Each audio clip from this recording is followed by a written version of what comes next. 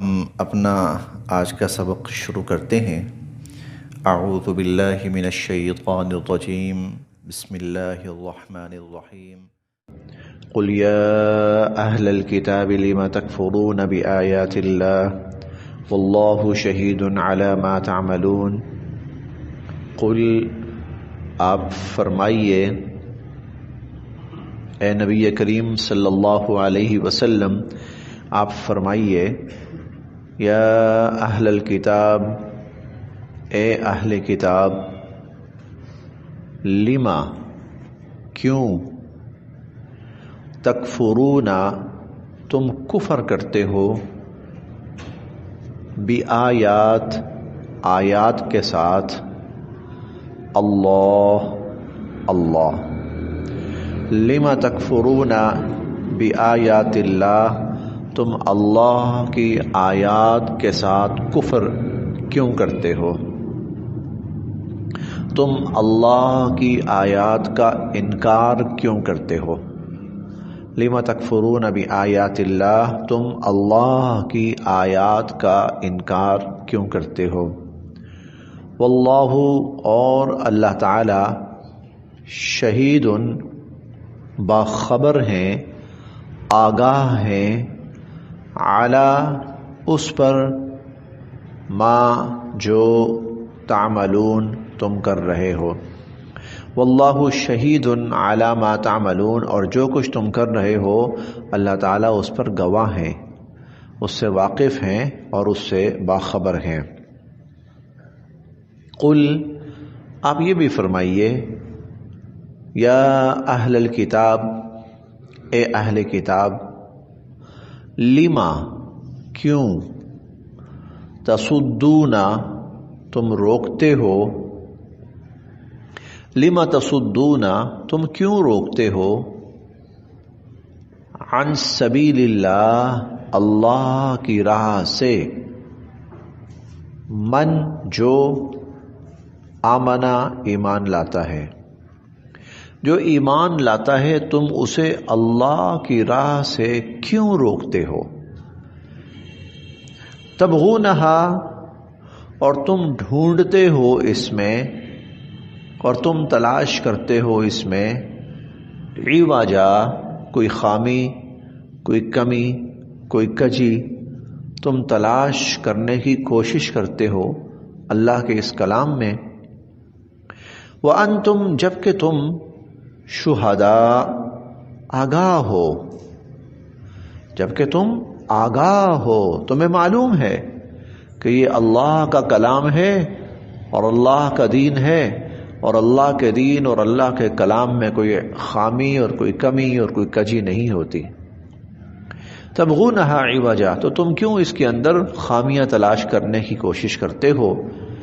وَأَنْتُمْ شُهَدَاء، جبکہ تم خود آگاہ ہو۔ وما، اور نہیں ہے، اللہ بغافل، بے خبر، وما اللہ بغافل، اور نہیں ہے اللہ تعالی بے خبر، عما، اس سے جو، تعملون، تم کرتے ہو۔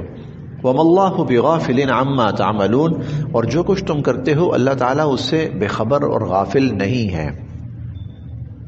یہ تقریباً اس طرح کی آیات ہم بار بار پیچھے پڑھ چکے ہیں، تو اس کا مفہوم بڑا واضح ہے، اس میں کسی تفصیل کی ضرورت نہیں ہے، ترجمہ سے ہی سارا مفہوم واضح ہو رہا ہے۔ یا ایھا الذین آمنوا، اے ایمان والو، یا ایھا الذین آمنوا، اے ایمان والو۔ ویسے تو اللہ تعالیٰ کے اس کلام کا ہر حرف دھیان سے اور توجہ سے سننا چاہیے، لیکن جہاں پر یا ایھا الذین آمنوا آ جائے نا، تو پھر وہاں پوری کی پوری 100% توجہ اس طرف کر لینی چاہیے۔ اس کی وجہ یہ ہے، مفتی تقی عثمانی صاحب نے بھی لکھا، مفتی شفیع عثمانی صاحب نے بھی لکھا، اور تمام اہل علم حضرات نے لکھا ہے کہ بعض جگہوں پر اللہ تعالیٰ حضور صلی اللہ علیہ وسلم کو مخاطب فرما رہے ہوتے ہیں کہ اللہ کے نبی، اے ہمارے نبی، آپ یوں کیجئے، یا ایھا النبی، یا ایھا الرسول، یا قل، تو اس میں حضور صلی اللہ علیہ وسلم کو مخاطب فرمایا جا رہا ہوتا ہے. کچھ جگہ وہ ہوتی ہیں جہاں اللہ تعالیٰ کفار کو مخاطب فرماتے ہیں، یہود کو، کہیں نصارہ کو، کہیں مشرکین کو. لیکن یا ایھا الذین آمنوا جب اللہ تعالیٰ کہتے ہیں تو اس میں اللہ تعالیٰ براہ راست ہر ایمان والے کو مخاطب فرما رہے ہوتے ہیں. گویا اگر میں یہ دعویٰ کرتا ہوں کہ میں ایمان والا ہوں تو اس جگہ پہ آ کے اللہ ڈائریکٹ مجھے کہہ رہے ہیں میری بات سن. اللہ تعالیٰ یہاں براہ راست مجھ سے مخاطب ہو رہے ہیں کہ تو میری بات سن. تو ہر ایمان والا اس جگہ پہ جا کر وہ بالکل چوکنا ہو جائے کہ اللہ تعالیٰ اب براہ راست مجھ سے کوئی بات کہہ رہے ہیں. یا ایھا الذین آمنوا، اے ایمان والو، اے ایمان والو، ان اگر تطیعوا تم پیچھے لگو گے، اگر تم پیچھے لگو گے، اطاعت کرو گے، کہا مانو گے، پیچھے لگو گے، فریقاً ایک جماعت کے، ایک گروہ کے، من الذین ان لوگوں میں سے،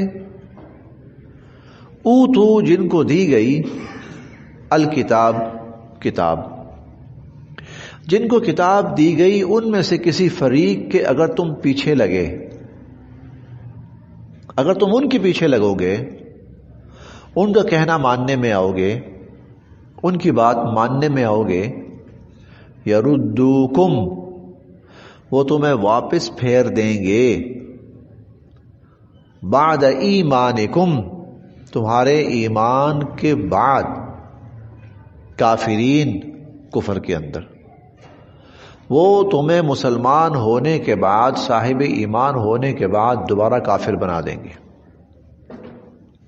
یردوکم بعد ایمانکم کافرین، وہ تمہیں ایمان کے بعد تمہیں دوبارہ کفر میں لٹا دیں گے. اگر تم نے اہل کتاب کی اطاعت کی، ان کا کہا مانا، ان کے پیچھے لگے، تو وہ تمہیں کافر بنا کے چھوڑیں گے. ہم پیچھے پڑھ کے آئے ہیں، 4-5 روز پہلے کی بات ہے، وَدَّتْ طَائِفَةٌ مِّنْ أَهْلِ الْكِتَابِ لَوْ يُضِلُّونَكُمْ، اہل کتاب کی شدید خواہش ہے کہ وہ تمہیں کسی طرح گمراہ کر دیں اور وہ تمہیں کسی طرح کافر بنا کر چھوڑیں. تو ان تطیعوا اگر تم پیچھے لگے، فریقاً کسی جماعت کے، من الذین اوتوا الکتاب اہل کتاب کی، تم اگر اہل کتاب کی کسی جماعت کے پیچھے لگے، یردوکم بعد ایمانکم کافرین، وہ تمہارے ایمان کے بعد تمہیں دوبارہ کافر بنا کر چھوڑیں گے. وکیف اور کیسے، تکفرون تم کفر کر سکتے ہو، وکیف تکفرون اور تم کیسے کفر کر سکتے ہو، وانتم جبکہ تم، تتلا تلاوت کی جاتی ہیں، علیکم تم پر، آیات اللہ اللہ کی آیات، جبکہ تم پر اللہ کی آیات تلاوت کی جاتی ہیں، تو اس کے بعد تم کیسے کفر کر سکتے ہو. وفیکم اور تم میں، رسولہ اللہ کے رسول موجود ہیں صلی اللہ علیہ وسلم. وفیکم رسولہ اور تم میں اللہ کے رسول صلی اللہ علیہ وسلم موجود ہیں. ایسی حالت میں تم کیسے کافر ہو سکتے ہو. ومن اور جو، یعتصم مضبوطی سے تھام لے گا، ومن یعتصم اور جو مضبوطی سے تھام لے گا، باللہ اللہ کو، اللہ کو مضبوطی سے تھام لے گا. اللہ کو کہہ لیں، اللہ کی رسی کو کہہ لیں، اللہ کے احکامات کو کہہ لیں، اللہ کے دین کو کہہ لیں، یہ سارا ایک ہی مفہوم ہے. فقد تو یقیناً، ہدیہ اس کو ہدایت دے دی گئی، الہ طرف، صراط مستقیم سیدھا راستہ، تو اس کو سیدھے راستے کی ہدایت نصیب ہو گئی. جو اللہ کی رسی کو مضبوطی سے تھام لے گا، جو اللہ کے دین کو مضبوطی سے تھام لے گا، جو اللہ کے احکامات کو مضبوطی سے پکڑ لے گا فقد ہدی الی صراط مستقیم، اس کو تو سیدھے راستے کی رہنمائی مل گئی۔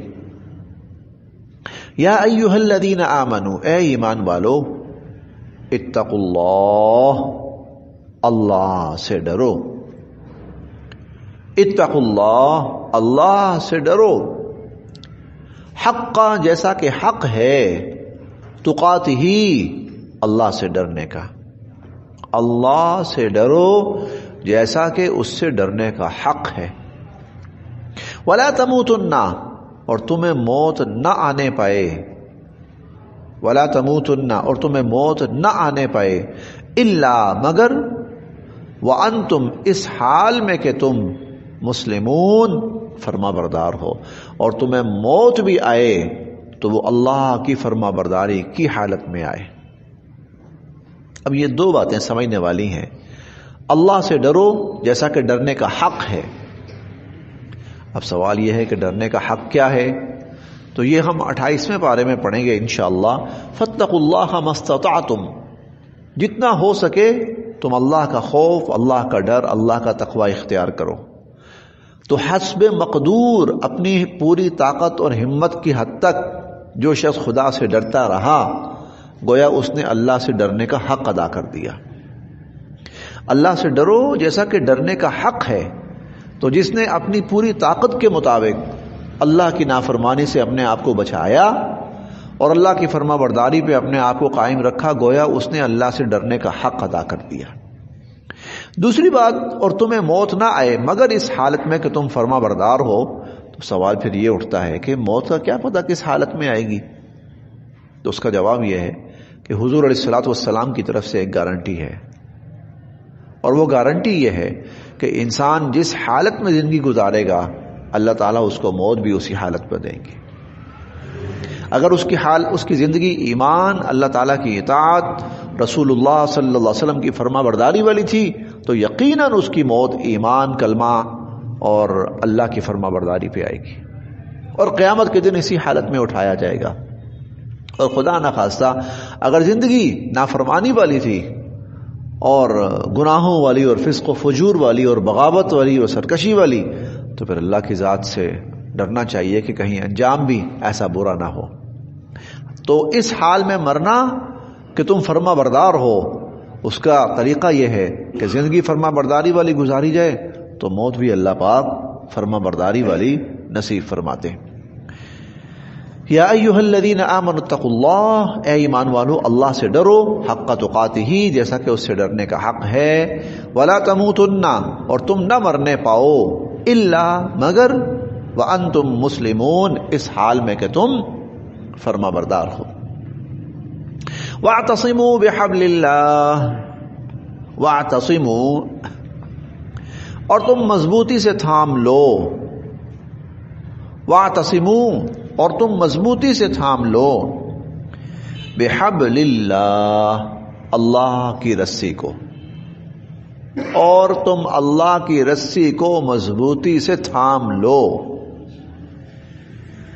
ولا تفرقوا، اور آپس میں ٹکڑے ٹکڑے نہ ہو جانا، فرقہ فرقہ نہ ہو جانا، گروہ گروہ نہ ہو جانا۔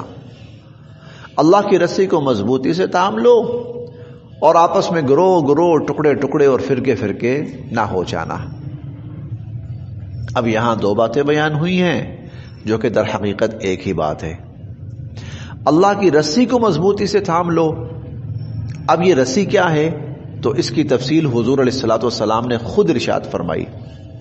آپ نے فرمایا کہ حبل اللہ هو القرآن، اللہ کی رسی قرآن مجید ہے، الممدود من السماء الى الارض، جو کہ آسمان سے زمین کی طرف لٹکائی گئی ہے۔ تو اللہ کی رسی کو پکڑ لو، اللہ کے کلام کو تھام لو۔ ولا تفرقوا، اور تفرقے ٹکڑے ٹکڑے، جماعت جماعت نہ ہو جانا۔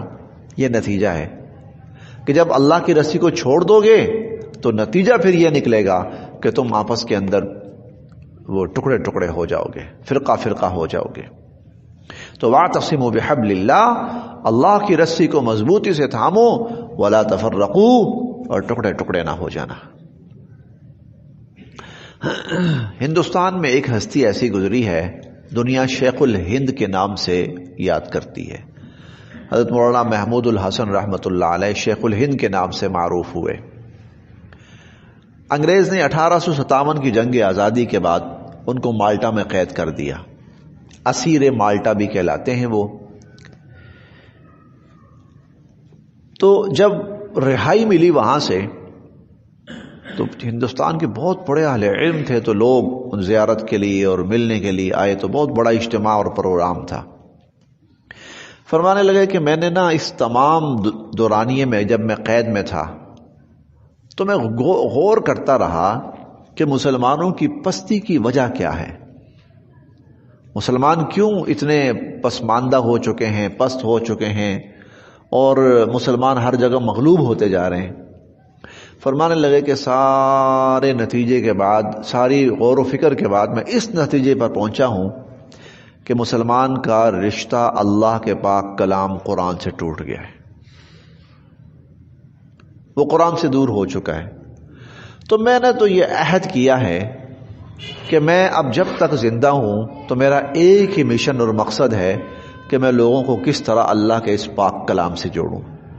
چنانچہ انہوں نے پھر 2 سلسلے شروع کیے۔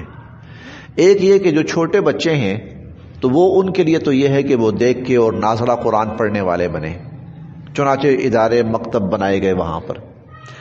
اور فرمانے لگے جو بڑے ہیں ان کے لیے میری کوشش یہ ہے کہ مساجد کے اندر یا کہیں پر بھی درس قرآن کے سلسلے شروع کیا جائے۔ چنانچہ اس کے بعد پھر اللہ نے کیا کہ قرآن کی تعلیم آہستہ آہستہ بڑھنی اور پھیلنی اور عام ہونی شروع ہوئی۔ نتیجہ یہ ہوا کہ جگہ جگہ قرآن کا درس اور قرآن کی محفلیں یہ بننا شروع ہوئی۔ ڈاکٹر اسرار صاحب ہمارے اس موجودہ وقت کی ایک بہت ہی بڑی شخصیت گزری ہیں، اور ان کی جو شہرت تھی، وجہ شہرت تھی، وہ تھا قرآن کی طرف خود بھی متوجہ ہونا اور لوگوں کو بھی متوجہ کرنا۔ رجوع الی القرآن ان کی زندگی کا خلاصہ تھا، دعوت الی القرآن اور رجوع الی القرآن، یعنی انہوں نے ساری زندگی اسی پہ وقف کی، درس قرآن ان کے اور قرآن کی محافل اور سب کچھ۔ وہ کہا کرتے تھے کہ میں حضرت شیخ الہند کا وہ جو جملہ تھا میں اسی کو لے کے آگے بڑھا کہ لوگوں کو قرآن کی طرف لانا ہے، قرآن سے جوڑنا ہے، قرآن کی طرف متوجہ کرنا ہے۔ کچھ پرانے لوگ تھوڑے سے وہ جانتے ہوں گے کہ لاہور کے اندر مولانا احمد علی لاہوری رحمۃ اللہ علیہ ان کا درس قرآن ہوا کرتا تھا۔ مولانا احمد علی لاہوری رحمۃ اللہ علیہ درس قرآن ہوتا تھا، اور دنیا کہیں کہیں سے آتی تھی ان کے درس قرآن کے لیے۔ وہ حضرت شیخ الہند کے شاگرد تھے، ان کی ڈیوٹی لگی تھی کہ یہ کام کرو۔ ہمارے اس خطے کے اندر ایک بڑا عرصہ ایسا گزرا ہے کہ جمعے کے خطبوں کے اندر مختلف، میں وہ نام نہیں لیتا، قصے بیان کیے جاتے تھے، میں وہ نام نہیں لیتا، بس قرآن کی محفل ہے اور جمعوں کے اندر عجیب و غریب قسم کے قصے بیان ہوتے تھے۔ پھر اللہ رب العزت نے ایسے لوگوں کی سوچ اور فکر سے ایک ایسا ماحول بنایا کہ پھر جمعوں کے اندر اللہ نے کیا کہ وہ لوگ قرآن کی طرف آنے لگے، قرآن بیان ہونے لگا، قرآن سنا جانے لگا، قرآن سنایا جانے لگا۔ تو اس امت کا عروج اور زوال وہ لازم و ملزوم ہے قرآن مجید کے ساتھ۔ وَاعْتَصِمُوا بِحَبْلِ اللَّهِ، اللہ کی رسی کو مضبوطی سے تھام لو، اور وَلَا تَفَرَّقُوا، اور ٹکڑے ٹکڑے نہ ہونا۔ دیکھیں سرزمین مکہ سے اور سرزمین مدینہ سے چند لوگ اٹھے۔ یہ صحابہ کرام تھے رضوان اللہ علیہم اجمعین، یہ وہ لوگ تھے، اٹھے اور پوری دنیا کے نقشے بدل کے رکھ دیے، زبانیں بدل کے رکھ دی، رواج مذہب سب بدل کے رکھ دیے۔ یہ لوگ جو اٹھے ہیں، یہ کیا ان کے پاس کیا تھا؟ ان کے پاس کیا تھا؟ صرف ایک قرآن مجید، صرف ایک قرآن مجید ان لوگوں کے پاس تھا، صرف ایک قرآن مجید۔ جہاں گئے قرآن لے کر گئے، قرآن لے کر گئے، قرآن سنایا۔ یہ بادشاہوں کے محفلوں میں جا کر یہ کوئی کارنامے نہیں بیان کرتے تھے. میں آپ کو اس کا جو نجاشی بادشاہ تھا، پہلی ہجرت کی مسلمانوں نے جب پہلی ہجرت کی تو حبشہ کی طرف کی. نجاشی بادشاہ تھا، کفار گئے پیچھے مسلمانوں کو واپس لانے کے لیے، جو ہمارے غلام تھے بھاگ گئے، بڑی باتیں کی. نجاشی نے مسلمانوں سے پوچھا جی آپ کیا کہتے ہیں؟ حضرت جعفر طیار رضی اللہ عنہ نے کوئی بات نہیں کی، کھڑے ہوئے سورہ مریم کے پہلے 2 رکوع پڑھے، بس. صدق اللہ العظیم، صدق اللہ. کوئی بات نہیں کی اپنی، کوئی تقریر نہیں، کوئی ایسے چند کلمات کہے انہوں نے، چند کلمات کہے، پھر سورہ مریم کے 2 رکوع پڑھے، بس ختم.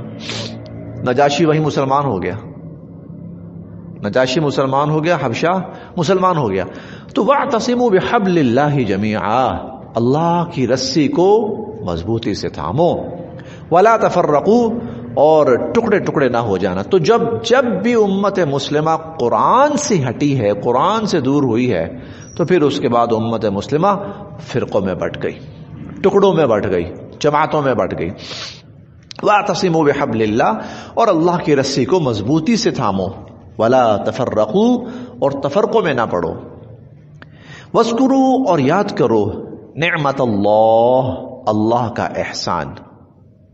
وَاذْكُرُوا، اور یاد کرو، نعمت اللہ، اللہ کا احسان، علیکم، جو تم پر ہوا. وَاذْكُرُوا نعمت اللہ علیکم، اور یاد کرو اللہ کا احسان جو تم پر ہوا. اذ، جب، کنتم، تھے تم، اعداء، آپس میں دشمن. اذ کنتم اعداء، جب تم آپس میں دشمن تھے. فألف، پھر اللہ نے محبت پیدا فرما دی، الفت پیدا فرما دی، بینا، درمیان، قلوبکم، تمہارے دلوں کے. فألف بین قلوبکم، اللہ نے تمہارے دلوں کے درمیان الفت پیدا فرما دی. یہ اللہ کی رسی کو تھاما، تھے دشمن، لیکن اس قرآن کی برکت سے اللہ نے تم سب کے دلوں کو جوڑ دیا آپس میں، تم سب کے دلوں میں محبتیں پیدا فرما دی. فألف بین قلوبکم، اللہ نے تمہارے دلوں کے درمیان الفت، محبت پیدا فرما دی. فأصبحتم، پس ہو گئے تم، فأصبحتم، پس ہو گئے تم، بنعمتہ، اللہ کے فضل سے، اخوانا، بھائی بھائی. فأصبحتم بنعمتہ اخوانا، اللہ کے فضل سے تم بھائی بھائی ہو گئے. یہ قرآن کی برکت. وکنتم، اور تھے تم، علی، پر، شفا، کنارہ، حفرہ، گڑھے کا، من النار، آگ، تم آگ کے گڑھے کے کنارے پر تھے، تم آگ کے گڑھے کے کنارے پر تھے. وکنتم علی شفا حفرۃ من النار، تم آگ کے گڑھے کے کنارے پر تھے، یعنی جہنم کے کنارے پر. فانقذ، تو بچا لیا اللہ تعالی نے، کم، تمہیں، منہا، اس میں گرنے سے. فانقذکم منہا، اللہ نے تمہیں اس میں گرنے سے بچا لیا، قرآن کی برکت سے. یہ آیت شروع ہوئی ہے تو وہاں پر یہی ہے، اللہ کی رسی کو تھامو. آگے ساری باتیں اسی سے متعلق ہیں.